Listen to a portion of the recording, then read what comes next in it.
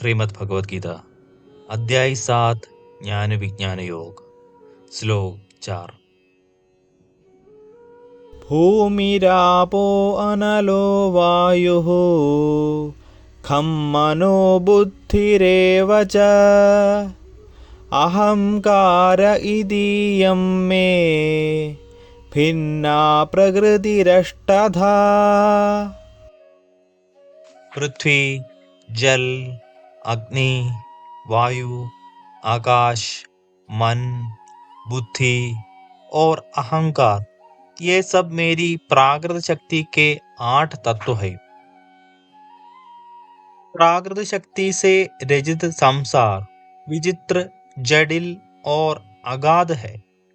इसे वर्गीकृत और श्रेणीकृत करके हम अपनी परिमित बुद्धि से कुछ न कुछ समझ सकते हैं। हालांकि इनमें से प्रत्येक श्रेणी की आगे असंख्य उपश्रेणियां हैं।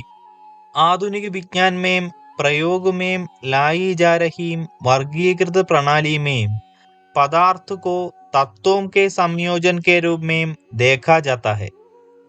सामान्य रूप से श्रीमद् भगवद गीता और वैदिक दर्शन में मूलभूत रूप से अलग अलग प्रकार के वर्गीकरण का प्रयोग किया गया है। पदार्थ को प्रकृति या भगवान की शक्ति के रूप में देखा जाता है और इस श्लोक में इस शक्ति के 8 खंडों का उल्लेख किया गया है। तैत्तिरीयोपनिषद में इसका विस्तार से इस प्रकार वर्णन किया गया है। भौतिक ऊर्जा का आदि रूप प्रकृति है।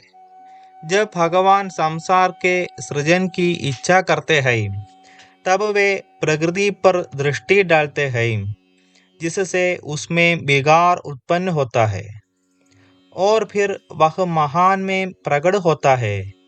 क्योंकि विज्ञान अभी तक शक्ति के सूक्ष्म स्तर तक नहीं पहुंच पाया है। आगे फिर महान में विकार उत्पन्न होने से अगला तत्व अहंकार प्रकट होता है, जो कि विज्ञान के जानने योग्य किसी भी इकाई की तुलना में सूक्ष्म है। अहंकार से 5 तन्मात्राओं की उत्पत्ति होती है।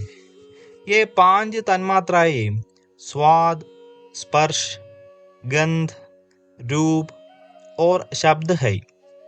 इनमें से 5 स्थूल तत्व अंतरिक्ष, वायु, अग्नि, जल और पृथ्वी प्रकट होते हैं। इस श्लोक में श्री कृष्ण इन 5 स्थूल तत्वों को न केवल अपनी शक्ति की अभिव्यक्तियों के भिन्न रूप में सम्मिलित करते हैं, अपितु वे मन, बुद्धि और अहंकार को भी अपनी शक्ति के विशिष्ट तत्वों के रूप में सम्मिलित करते हैं। श्री कृष्ण कहते हैं कि ये सब उनकी प्राकृत शक्ति माया का केवल अंश ही है। इससे परे आत्मा या जीव शक्ति या भगवान की पराशक्ति है, जिसकी व्याख्या वे अगले श्लोक में करते हैं। आगे हम विस्तार से चर्चा करेंगे।